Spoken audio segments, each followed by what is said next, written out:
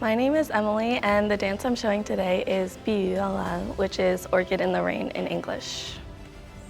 So the story is just about a girl who's playing in the rain and enjoying the beauty of nature. It's a thunderstorm, which is usually like bad and sad and gloomy, but she is wearing a bright blue costume and she's using a bright pink umbrella, and she's having fun.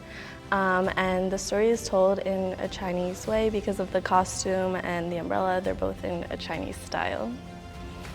Chinese dance to me is a way to share the culture with other people. Dance is kind of a universal language. You don't really need to understand Chinese or anything about it to enjoy the beauty of the dance itself.